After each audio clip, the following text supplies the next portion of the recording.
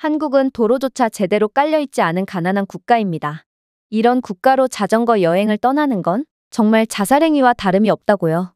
여기 그렇게나 가기 싫었던 한국에 등 떠밀려 오게 되었다는 자전거 선수 출신 프랑스 여성이 있습니다. 그리고 그녀는 한국에 도착함과 동시에 못 볼 꼴을 봤다는 듯 잔뜩 인상을 찌푸리고 마는데요. 전 세계에서 한국만큼 선진적인 인프라를 가진 국가도 없을 텐데 그렇다면 그녀는 대체 한국에서 어떤 장면을 목격했던 것일까요? 안녕하세요. 저는 프랑스 출신의 오드레라고 합니다. 아무래도 대부분의 사람들이 각자가 즐기는 취미 하나쯤은 있을 거라고 생각하는데 제 경우는 취미에 인생까지 걸었을 정도로 취미에 그 누구보다 진심인 상태인데요. 저는 자전거 타는 것을 몹시도 좋아하는데 실제로 사이클링 대회도 나가봤고 또 해외여행을 갈 때마다 자전거를 가지고 다니며 이곳저곳을 자전거로 돌아다녀 봤을 정도로 자전거에 반쯤 미친 상태거든요. 그리고 이러한 제 취미를 소개할 때 친구 카롤린은 절대로 빼놓을 수 없을 것 같은데요. 그녀는 자전거 동호회에서 만난 친구인데 그녀 또한 저 못지않은 자전거 애호가이고 실제로 저희 둘은 함께 해외 자전거 여행도 가봤을 정도로 궁합이 정말로 잘 맞는 친구 사이거든요. 그런데 최근에 카롤린은 제게 뜻밖의 제안을 하나 건네왔습니다. 그건 바로 함께 한국으로 자전거 여행을 가자는 도저히 이해할 수 없는 제안이었는데요. 사실 그녀와 저는 중국에서 절대로 잊지 못할 경험을 했기에 저는 카롤린이 저를 놀리려고 일부러 이러나 싶은 생각마저 들었을 정도로 정말 어이가 없을 뿐이었어요. 중국은 이게 정령나라가 맞나 싶은 생각까지 들었을 정도로 상상을 초월하는 국가였고 저와 카롤린은 중국 여행을 이어나가면서 생명의 위협을 받은 적도 한두 번이 아니었거든요. 그런데 한국은 중국과 지리적으로 매우 인접한 국가기도 했고 저는 아시아에 대해 그다지 아는 바가 없었기 때문에 모든 아시아 국가들은 중국과 비슷할 거라는 편견을 가지게 되었습니다. 그러나 카롤린은 한국은 중국과 수준 자체가 완전히 다른 국가라고 주장하며 심지어 한국에서는 자전거를 따로 챙기지 않아도 충분히 만족스러운 자전거 여행을 이어나갈 수 있다는 뚱딴지 같은 소리까지 해오는 거 아니겠어요? 저는 그런 그녀의 말을 도저히 믿지 못했습니다. 일단 애초에 해외에서 자전거를 대여하기란 하늘의 별 따기 수준인데요. 아무래도 각종 경범죄 천국인 유럽에서는 자전거 절도 등의 문제가 매우 흔해서 여권 제출에 보증금 지불까지 상당히 까다로운 절차를 거쳐야 하는 게 일반적이거든요. 물론 한국에 대한 필요 이상의 극찬을 하는 그녀의 태도도 매우 미심쩍었죠. 아무래도 카롤린은 요즘 한국 드라마에 거의 빠져있다시피 했기에 한국에 대한 객관성을 완전히 잃은 모양이었는데요. 그러나 그녀는 만약 자신의 말이 거짓이거나 한국에서 결점을 하나라도 찾는다면 자신이 여행 경비를 모두 부담하겠다는 파격적인 제안까지 건네왔고 그렇게 저는 속는 셈 치고 한국을 한번 경험해보기로 결정하게 됩니다. 물론 저는 카롤린의 말을 전부 다 믿지는 못했고 결국 제 개인 자전거는 따로 챙기게 되었는데요. 하지만 카롤린은 정말로 자전거는커녕 거의 아무것도 챙기지 않은 채 한국행 비행기에 올랐고 그렇게 저희의 기묘한 한국 여행은 시작되었습니다. 그리고 제가 한국에 대한 충격적인 첫인상을 가지게 되기까지는 그리 오랜 시간이 걸리지 않았죠. 저희가 마침내 한국에 도착한 뒤 이동을 위해 지하철에 탑승하게 되었을 때 저는 그 즉시 한국은 분명 일반적인 국가는 아니라는 것을 느끼게 되었거든요. 왜냐하면 보통 외국에 처음 도착하면 대중교통 이용 방법 등을 숙지하느라 꽤 많은 시간을 헤매게 되는 것이 당연한데요. 그러나 한국에서는 상황이 완전히 다르더라고요. 한국 지하철역에는 웬 대형 키오스크 하나가 설치되어 있길래 뭔가 싶었더니 알고 보니 한국은 가야 하는 장소나 숙소를 키오스크에 입력하면 자동으로 숙소로 향하는 경로와 어떤 지하철표를 발권해야 하는지를 정확히 알려주고 있었고 저는 그저 결제만 하면 모든 상황이 해결되는 상황이었습니다. 심지어 이 키오스크는 저희가 목적지역에서 하차한 이후 어떤 경로로 이동해야 숙소로 향할 수 있는지를 지도 노선으로 표시해주고 있었고 이러한 정보를 QR코드를 통해 스마트폰으로 전송까지 해주고 있었는데요. 저는 웬만한 나라는 전부 다 가봤을 뿐만 아니라 세계 기술 시장을 선도하고 있다는 많은 선진국들도 경험해봤지만 이 정도로 놀라운 기술력과 편의성을 구현해 놓은 국가는 단 한 번도 경험해보지 못했기에 그저 한국의 생각지도 못한 선진적인 면모에 깜짝 놀랄 수밖에 없었습니다. 하지만 한국의 놀라운 모습은 그저 시작일 뿐이었어요. 저는 키오스크가 전송해준 QR코드를 그대로 스마트폰으로 옮겨받았는데요. 그런데 QR코드의 정보를 전송받자마자 저는 뭔가 매우 이상한 점을 눈치채게 되었습니다. 바로 저희는 분명 공항에서 데이터를 구매하지 않고 곧바로 지하철로 이동했기에 데이터가 없는 이러한 상황에서는 QR코드의 정보를 전송받을 수 없어야 하는 게 당연했지만 놀랍게도 키오스크가 보내준 QR코드는 그대로 제 스마트폰으로 옮겨져서 저는 모바일 맵을 통해 구체적인 이동 경로를 파악할 수 있게 되었거든요. 도대체 이게 무슨 황당한 상황이란 말인가? 저는 그 자리에서 벙찔 수밖에 없었습니다. 하지만 카롤린은 아직도 이러한 수상한 상황을 눈치채지 못했는지 그저 그토록 기대했던 한국에 왔다는 사실만으로도 기쁜지 연신 미소만을 짓고 있는 거 아니겠어요? 저는 그런 바보 같은 표정을 짓고 있는 그녀에게 도대체 우리는 데이터를 구매하지도 않았는데 어떻게 데이터를 이용할 수 있는 거냐며 거의 따지듯 물어보게 되었는데요. 그러자 카롤린은 정말 생각지도 못한 답변을 건네오기 시작하더라고요. 왜겠어? 내 스마트폰이 귀신이라도 들려서 그런 거겠어? 오드레, 너 한국은 세계에서 가장 진보된 통신 인프라를 가지고 있는 거 아니? 한국은 지하철 등의 공공장소에서 마저 5G 속도의 무료 초고속 와이파이를 제공하고 있기에 우리는 따로 데이터를 구매하지 않아도 초고속으로 인터넷을 사용할 수 있는 거라고. 이건 정말 말도 안 되는 상황이었습니다. 지하철에서 무료 인터넷이 제공되다니 이건 들어본 적도 없는 비현실적인 인프라였거든요. 프랑스에서는 지하철에서 와이파이는커녕 데이터와 통화조차 제대로 안 터지는 게 현실이고 프랑스를 비롯한 웬만한 유럽 국가들에서는 공항에서조차 변변한 와이파이 하나 제공하지 못하고 있는 게 현실입니다. 물론 저는 프랑스에서 살면서 5G 와이파이를 이용해 본 적 자체가 없죠.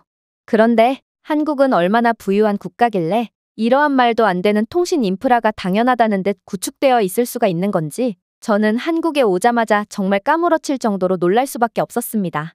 그러나 한국은 뭘 이 정도 가지고 놀라냐는 듯 제가 지하철에 탑승함과 동시에 또다시 믿을 수 없는 장면을 보여주기 시작했는데요.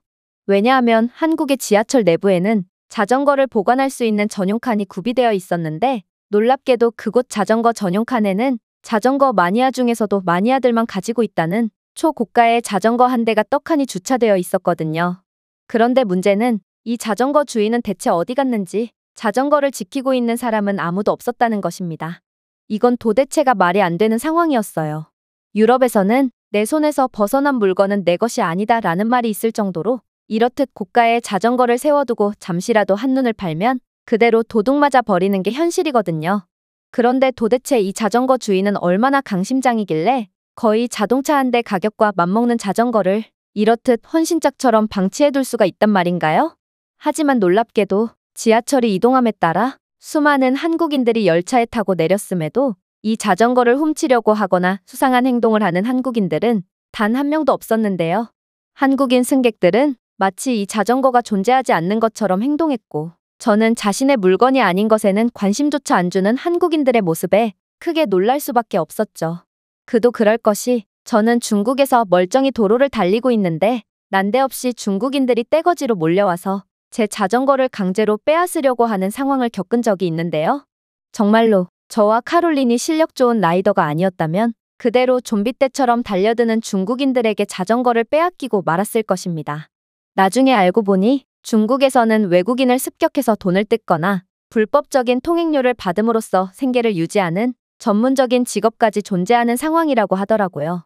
그런데 중국은 가만히 있어도 물건을 훔쳐가는 상황임에도 한국은 제발 자신의 물건을 가져가 달라고 애원을 하는 미친 행동을 함에도 아무도 그러한 고가의 물건을 거들떠도 안 보다니 저는 한국인들은 대체 뭐 하는 사람들인가 싶어 경악을 할 수밖에 없었습니다. 얼마 후 밝혀진 이 자전거의 주인 또한 매우 놀라웠어요.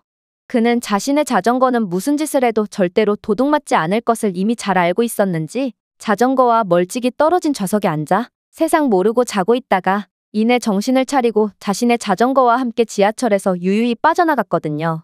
어떻게 한국은 이 정도로 완벽한 신뢰의 문화가 구축되어 있는 건지 저는 이러한 믿기지 않는 장면에 벙찔 뿐이었고 카롤린은 그런 제게 자신이 한국은 수준이 다른 국가라고 말하지 않았냐며 핀잔을 주더라고요. 결국 저 또한 한국에 가져온 자전거를 지하철 자전거 보관대에 세워둔 채 편하게 이동할 수 있었고 그렇게 저희는 서울숲에 도착하게 되었습니다. 그리고 이곳에 도착하자마자 저는 카롤린이 왜 한국에서는 자전거를 가져올 필요가 없다고 말했는지를 완전히 이해할 수 있었죠. 왜냐하면 한국은 따릉이라는 공유 자전거 시스템을 구축해 놓은 상태였고 전에 봤던 한국인들의 놀라운 시민의식 수준 덕분에 공유 자전거 인프라가 성공적으로 유지되고 있었거든요. 일단 한국의 따릉이 정류장은 여권이나 보증금을 납부할 필요도 없이 대여 스테이션을 통해 직원의 도움 없이도 연중무휴로 자전거를 대여할 수 있게 되어 있었는데요. 보통 자전거 대여를 하려면 도난 문제 때문에 각종 귀찮은 절차를 거쳐야 하는 것은 물론이고 애초에 다른 나라들에서는 자전거 대여점 자체를 거의 찾아볼 수 없는 게 현실이지만 한국은 정말 세계와 완전히 동떨어진 듯한 놀라운 모습을 자랑하고 있더라고요. 그러나 한국의 놀라운 점은 이뿐만이 아니었습니다. 카롤린은 따릉이 앱을 통해 자전거를 대여했을 뿐만 아니라 앱은 AI 추천 기능을 통해 저희의 현재 위치인 서울숲에서 출발하는 경치가 좋고 인기가 많은 자전거 경로를 자동으로 추천해주고 있었거든요. 심지어 이러한 추천 기능에는 경로에서 열리는 각종 행사나 출퇴근 시간대의 수요 급증까지 예측하여 더욱 원활한 세부 경로를 지정해 주었기에 저는 한국의 모든 변수를 꿰고 있는 엄청난 기술력에 감탄할 수밖에 없었습니다. 유럽 최고의 선진국이라고 불리는 프랑스지만 프랑스는 이러한 세부 경로를 추천하는 AI 시스템은커녕 애초에 사용자를 위한 추천 알고리즘 기술조차 제대로 구현해내지 못하고 있는 상황이거든요. 차세대 기술인 AI 기술을 선도하고 있는 한국과는 달리 프랑스는 첨단 기술 분야에서 완전히 뒤처져 있는 게 현실인 것입니다. 그러나 한국은 뛰어난 기술력을 통해 사용자로 하여금 극강의 편의성을 보장하고 있었고 저는 어쩌면 이번 한국 여행에서 제 인생관 자체가 흔들리는 경험을 하게 될 수도 있을 거라는 생각이 들었어요. 그렇게 한국에서의 본격적인 자전거 여행이 시작되었죠. 그런데 카롤린이 빌린 공유 자전거에는 자동 적응형 조명뿐만 아니라 반사 코팅 및 AI 충돌 경고 센서 등 안전장치가 장착되어 있는 거 아니겠어요? 저는 여럿이서 함께 쓰는 대여 자전거에 이러한 안전장치가 달려있는 경우는 생전 처음 보고 그 즉시 이게 대체 왜 달려있는 거냐며 질문을 건네게 되었는데요. 그런데 카롤린은 이내 충격적인 답변을 해오더군요. 한국의 일부 지역에서는 안전장치가 부착된 따릉이를 시범 운영하고 있거든. 아무래도 한국은 공유 자전거 인프라를 계속해서 확대하여 교통 인프라 증진과 교통 체증 문제까지 해결하려고 하는 것 같아. 자동차 수요를 자전거로 대체하려는 생각을 하다니 정말 똑똑한 나라지. 그런데 어떻게 한국인들은 이러한 안전장치를 보고도 훔쳐가지 않을 수가 있는 걸까? 프랑스에서는 이러한 안전장치뿐만 아니라 자전거는 물론이고 차량까지 아무렇지 않게 훔쳐가고 있는데 말이야. 저는 그녀의 말을 듣고 그저 생각하기를 멈출 뿐이었습니다. 도대체 어떻게 이런 나라가 존재할 수가 있단 말인지 한국은 마치 환상 속에서나 존재하던 나라 같다는 생각이 들었어요. 물론 자전거를 이용하며 둘러본 한국의 풍경 또한 상당히 인상 깊었죠. 일단 서울은 분명 번화하고 고층 건물들이 즐비해 있는 완벽한 대도시였는데요. 그런데 서울 한복판에 있는 서울숲은 마치 도시의 낙원에 들어서는 것 같은 느낌이 들었을 정도로 화려한 꽃들과 울창한 나무들, 테마 정원들이 어우러져 번화한 도시에서 완벽하게 탈출하는 듯한 기분까지 느끼게 해주더라고요. 도시 한복판에서 사슴을 보는 것 또한 마법과도 같은 일이었고 저는 이렇게나 현대화된 도시 구조물에 어떻게 녹지 공간을 통합할 수 있었는지에 대해 감탄을 할 수밖에 없었습니다. 빽빽한 고층 건물들을 지나 서울숲의 나무 사이에 숨겨진 작은 전통 정자들을 마주하게 될 때면 마치 시간을 거슬러 올라가는 것 같은 느낌마저 들곤 했거든요. 그러나 제가 개인적으로 느낀 한국의 가장 놀라운 점은 따로 있습니다.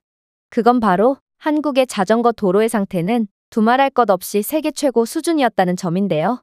넓고 잘 관리된 자전거 도로는 차량 통행 및 보행자 전용 도로와 분리되어 있었을 뿐만 아니라 쉽게 식별할 수 있고 안전한 주행을 위해 명확한 색상으로 구분된 표면이 그려져 있었거든요. 물론 한국의 도로에는 각종 가드레일이나 도로 연석들이 설치되어 있어서 자동차들로부터의 물리적인 보호를 제공하고 있었죠. 사실 대부분의 선진국들에서 자전거 도로는 그저 아무런 안전장치 없이 방치되어 있을 뿐이기에 저는 한국의 이러한 우수한 모습에 더욱 깜짝 놀랄 수밖에 없었습니다. 그리고 카롤린은 제가 한국에서 연이어 감탄만 하는 모습을 보고 폭소를 하더니 이래도 한국이나 중국이나 별반 차이가 없다고 주장할 거냐면서 저를 놀렸는데요. 결국 저는 순간 중국에서의 경험이 떠올라 치가 떨려왔습니다.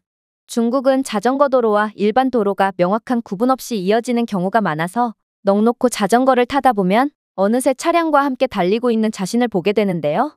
물론 중국인 운전자들은 난폭운전과 과속운전으로 매우 유명하기에 이러한 자동차에 의한 충돌 사고로 사망하는 자전거 라이더 비율은 중국이 압도적인 세계 1위를 기록하고 있죠. 하지만 한국은 중국과는 수준 자체가 차원이 다른 국가였고, 저는 카롤린의 놀림에 아무런 반박도 못한 채 얼굴을 붉힐 뿐이었습니다. 또한 한국의 경우 자전거 도로 네트워크를 주거 지역과 학교, 직장, 공원 및 상점가 등을 통합하여 원활하게 연결했는데요.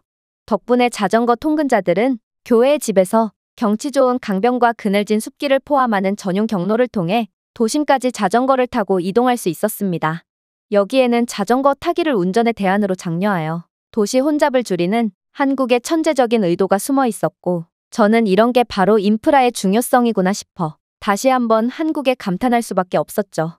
그러나 역시나 중국은 이와 정반대의 모습을 보이고 있을 뿐이었기에 저는 한국이 더욱 대단하게만 느껴졌어요. 중국에서 자전거 도로는 경고 표지판도 없이 갑자기 종료되어 자전거를 타는 사람들은 고속도로, 도랑, 막다른 골목, 낭떠러지와 같이 안전하지 않은 장소에 발이 묶이게 되는데요. 심지어 중국의 자전거 도로 한가운데에는 불법 건축물들이 들어서 길을 막고 있는 경우도 많고, 웬 가축들이 도로를 점거하고 있는 경우도 많아서 중국에서 자전거를 타려면 5분에 한 번꼴로 멈춰서 자전거를 끌고 이동해야 하죠. 중국에서는 하루가 멀다 하고 이러한 형편없는 도로에서 실족사를 당하는 사람들이 계속해서 발생하고 있음에도 중국 언론에서는 이런 내용을 보도조차 안 하는 것을 보니 중국은 이러한 자신들의 문제를 개선할 의지도 능력도 없고 이 나라는 도저히 답이 없다는 것을 알 수 있습니다. 하지만 한국은 중국과 지리적으로 매우 인접해 있음에도 중국과는 정반대의, 아니, 중국과는 비교도 안 되는 세계 최고의 인프라를 유지하고 있다는 점을 보고 저는 일전에 한국을 중국쯤밖에 안 되는 국가라고 섣불리 판단한 것이 떠올라 엄청난 수치심과 죄책감을 느낄 뿐이었어요. 그렇게 저는 여러 복합적인 감정을 느끼며 계속해서 세계 최고의 도로를 따라 이동했습니다. 그리고 저는 자전거 도로에 설치되어 있는 디지털 전광판을 봄과 동시에 경악을 금치 못하고 말았죠. 왜냐하면 전광판은 날씨 예보를 보여주고 있었는데 저는 한국의 주간일보를 보고 전날에 엄청난 비가 내렸다는 사실을 알게 되었거든요. 사실 폭우가 내리면 며칠간은 원활한 라이딩을 즐길 수가 없습니다. 왜냐하면 도로는 웅덩이로 가득해지고 또 도로 표면이 미끄러워져서 제대로 된 라이딩을 할 수가 없거든요.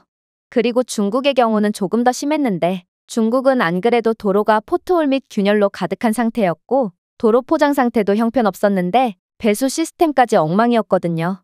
그래서 중국에서는 비가 왔다 하면 3일 이상은 도로가 아예 잠긴 상태로 유지되고 형편없는 도로 포장 상태 때문에 도로는 비가 오기만 하면 진흙밭이 되어 며칠간 이용 자체를 못할 수준으로 변해버립니다. 중국에서 쓰레기들이 둥둥 떠다니는 침수된 자전거 도로를 며칠간이나 억지로 달려야 했던 기분은 정말 절대로 잊지 못할 악몽과도 같았죠. 그러나 한국의 도로는 전혀 달랐습니다. 일단 한국의 도로는 매끄러운 아스팔트와 같은 충격 흡수성 소재로 제작되어 마모를 최소화하도록 설계되었을 뿐더러 투과성 포장은 배수를 향상시켜 비가 아무리 오더라도 웅덩이와 미끄러운 표면을 방지하고 있었거든요. 그래서 한국에서는 비가 온 직후에도 최고 컨디션의 도로에서 안전한 라이딩을 즐길 수 있던 것입니다. 도대체 한국은 얼마나 부유한 국가면 이 정도로 훌륭한 인프라를 당연하다는 듯이 유지할 수가 있단 말인가? 저는 이제 놀라기도 지쳐 그저 멍하니 앞만 응시할 뿐이었죠. 그렇게 이런저런 생각을 하며 라이딩을 즐기다 보니 저는 어느새 한강 자전거 도로에 도착하게 되었는데요. 그리고 한강을 따라 달리면서 저는 한강이 얼마나 깨끗하고 평화롭고 넓게 느껴지는지에 경외심마저 느꼈고 물속에 비친 서울의 스카이라인 풍경에 감탄만 연발할 뿐이었습니다. 서울의 마천루는 강에 반사되어 자연과 현대가 완벽하게 조화를 이루고 있었거든요. 프랑스에서는 거의 볼 수가 없는 초고층 건물들이 서울의 번화함을 상징했다면 한강에서는 수상 스포츠를 즐기며 노를 젓는 사람들이 평화로운 느낌을 주고 있었고 이는 강변 공원의 푸르름과 도시의 다채로운 다리와 아름답게 조화되어 색다른 느낌을 주었죠. 또 한강에는 오리와 외가리도 서식하고 있는 것을 보니 한국이 한강의 자연을 유지하기 위해 얼마나 노력하고 있는지 감히 감도 안 올 정도였어요. 심지어 한강에는 다양한 벤치와 분수대와 같은 휴게 공간 또한 잘 조성되어 있었기에 한강은 그야말로 모든 한국인들이 잠시 쉬어갈 수 있는 핵심적인 휴게의 역할을 수행하고 있었죠. 그렇게 저는 한국의 다양한 아름다운 모습에 감탄을 하며 계속해서 이동했습니다. 그리고 이내 뚝섬 공원에 도착하자마자 화들짝 놀랄 수밖에 없었죠. 왜냐하면 한국은 한강공원별로 다양한 테마를 구성해 놓았기 때문에 같은 한강공원이라도 완전히 다른 매력을 자랑하고 있었거든요. 일단 뚝섬 한강공원은 활기찬 분위기와 문화공연부터 강변 휴게공간까지 다양한 액티비티가 구성되어 있는 상태였는데요. 한강의 음악 분수는 경쾌한 곡조와 함께 리드미컬한 움직임을 보여주고 있었고, 근처에는 현대 무용이 가미된 한국 전통 북놀이 공연이 펼쳐지고 있었기에 가족들과 관광객, 현지인들 모두가 이곳에서 즐거운 시간을 보내는 것 같았습니다. 화장실 인프라와 한국어와 영어로 표시된 이중 언어 표지판은 또 어떻고요? 보통 해외에서 자전거를 탈 때 가장 힘든 부분이 화장실과 표지판에 대한 부분인데, 웬만한 국가들에서는 유료 공중 화장실조차 거의 찾아볼 수가 없기에 어쩔 수 없이 길거리에서 용변을 해결해야 하는 경우가 대부분이거든요. 물론 중국에서야 모두가 길거리에서 아무렇지 않게 용변을 해결했기에 저는 중국에서 아무런 죄책감 없이 볼일을 해결할 수 있었지만, 아무튼 길거리에서 급한 볼일을 해결하는 건 원시인이 된 것 같은 느낌이 들어 정말로 다신 하고 싶지 않은 행동이죠. 그러나 한국은 눈만 돌리면 무료 공중 화장실을 찾아볼 수 있었고, 저와 카롤린은 라이딩 중간중간 휴식을 취하면서도 주기적으로 화장실을 들르면서 문명인으로서의 품위를 지킬 수 있었습니다. 그렇게 계속해서 한국에서의 라이딩을 즐기다 보니 시간은 어느새 흘러 밤이 되었습니다. 사실 저는 한국에서의 시간을 즐기다 보니 날이 어두워지는 것도 인지하지 못했기에 저는 순간적으로 공포에 질리고 말았는데요. 한국의 남모습은 분명 환상적이었지만 이 나라가 밤에도 안전하고 아름다운 모습을 보여줄 거라는 보장이 없었거든요. 사실 이건 당연한 부분입니다. 전 세계 어떤 국가든 한밤중에 라이딩을 하는 것은 자살행위와 다름없기 때문인데요. 일단 밤이 되면 치안이 매우 불안정해질 뿐만 아니라 중국 같은 경우 불안정한 치안에 더해 아예 도로에 가로등조차 없어서 쌩쌩 달리는 자동차에 의해 비명행사하기 딱 좋은 환경이거든요. 전기 보급률이 형편없이 낮은 중국에서는 밤만 되면 한 치 앞도 보이지 않는 칠흑 같은 어둠만이 가득하지만, 중국 정부에서는 예산 부족을 이유로 이러한 기본적인 부분조차도 전혀 개선하려고 하지 않고 있는데요. 심지어 각종 행사 등의 이유로 조명이 꼭 필요할 경우 중국 정부 측은 가로등을 설치하는 것보다 사람을 쓰는 게 훨씬 더 싸게 먹힌다며 어둠 속에서 사람이 직접 손전등을 들고 있게 함으로써 인간 가로등을 세우는 방식으로 밤을 밝히는 처참한 모습을 보여주고 있을 뿐입니다. 그러나 제가 중국에서의 경험이 떠올라 공포에 질려있자 카롤린은 아직도 한국을 의심하는 거냐며 저를 비웃기 시작했는데요. 그리고 실제로 한국은 완전히 밤이 깊어지자마자 놀라운 모습을 보여주기 시작했죠. 일단 한국의 도로는 발광 소재로 제작되어 전기 없이도 야광으로 차선과 자전거 도로를 표시해주고 있었을 뿐만 아니라, 한국의 LED로 된 가로등은 모션 센서로 사람들을 인식해서 사람들이 지나갈 때는 더욱 밝은 불빛으로 시야를 확보해주고 있었습니다. 물론 한국의 치안도 세계 최고 수준이었죠. 한국에서는 여자나 초등학생들도 아무런 위협 없이 밤거리를 걷고 있었고, 저 또한 한국의 밤길에서 그 어떠한 위협도 느끼지 못했거든요. 심지어 몇몇 초등학생들은 밤 골목으로 들어감에도 무선 이어폰을 끼고 가는 것을 보니 한국은 정말로 범죄 따위는 절대로 일어나지 않는 청정구역인 듯 보였죠. 그렇게 저는 한국은 다른 선진국들과 비교하더라도 완전히 수준이 다른 국가임을 인정하게 되었고, 한국의 아름다움에 완전히 빠져버리고 말았습니다. 한국은 자전거 애호가로서 좋아할 만한 요소들을 전부 갖춘 최고의 선진국이었고, 저는 이런 나라에서 사는 기분은 어떨까 싶어서 한국인들에 대한 엄청난 부러움을 느낄 뿐이었죠. 물론 저는 카롤린의 말을 듣지 않은 탓에 계속해서 개인 자전거를 들고 다녀야 하는 불편함을 겪어야 하긴 했지만, 아무튼 한국은 단언컨대 제가 겪어본 국가들 중 최고였고, 저는 이 나라에 완전히 매혹되어 버렸습니다. 제가 준비해온 내용은 여기까지입니다. 끝까지 시청해주셔서 진심으로 감사드리며 여러분들의 구독과 좋아요, 알림 설정은 영상 제작에 큰 힘이 됩니다. 이상 세모튜브였습니다.